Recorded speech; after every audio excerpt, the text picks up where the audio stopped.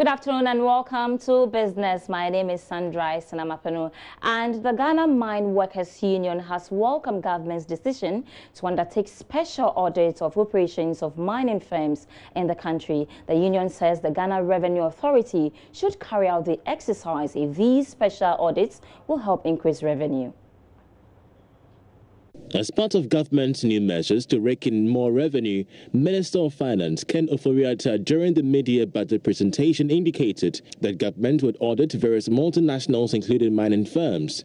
The Mine Workers Union seems to support government's idea. General Secretary of the Mine Workers Union, Prince William Ankra, in an interview with Joy Business says the Ghana Revenue Authority should carry out the exercise if these special audits would help increase revenue. As a nation, we always need to go back to a drawing board where we might have really allowed a certain dispensation and for that matter things to go the way it's been and bring in a new thinking or a new psyche into the whole mining business. So the minister is right to go that route and we support him to a large extent. I don't have any evidence or any sort of shady deals going on in the way they do things there, but multinationals have their own sort of way of doing things. And as a nation, it's only fair to be able to get a clear picture that, hey, you're not being shortchanged. So we believe that it's a step in the right direction, and nobody should entertain any fear. If you're a good driver, you don't really have nothing to do with the police, is that not? Yeah, and I think that these mining entities do comply with many standards. But then, as to what get in there, so that I cannot tell. He was in Sutam mine quite recently, and he really commented on something that we had said many years ago about the price of manganese. And he raised a strong voice that, look, what mandate do they have to do so without getting the buy-in of government with a golden stick? So these are the questions that we asked many years ago. And that's where those on the board must as well have wear their national hats. And I'm sure that the minister had really begun a journey to indicate that, well, we will be strong on what we believe in, and for that matter, no mining company can take the state for granted. I'm sure that's the way to go. There have been some concerns mining firms are not paying the required amount of taxes to the state. Others also believe that some mining firms are concealing information to shortchange the country by way of taxes. But Prince William Ankra says mining firms should not worry about any audit if they are not doing the right thing. Whatever the suspicion is, my take is that if you have nothing to hide, you don't fear anything in there. But the nation has the right at any given time to say, look, even though I've done it before, I do it again. So let's allow the state machinery to work and let's see what's in there. If there's nothing ugly in there, that's wow. If there's something ugly in there, we're going to fix it.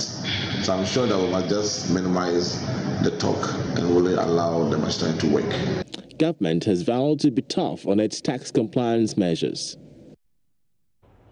Sector Minister for Works and Housing Samuel Atachia says he is optimistic the National Mortgage and Housing Finance Initiative proposed in the mid-year budget review will help address the mounting housing gap in the country. With a current deficit of over 2 million, the minister says the new intervention put together by Parliament will change the mortgage situation in the country. I think the mortgage arrangements that we're trying to put in place is directly associated with my ministry. Our mandate is to roll out a program that will give us the opportunity to wipe out the climbing housing deficit, which is estimated at about 1.7 million minimum. But if you want to wipe out that deficit, you're talking about developers bringing in their money to construct the housing units. For who? For people who can pay. So if you look at the supply side and the demand side, you can have people coming to use their own money to give you houses.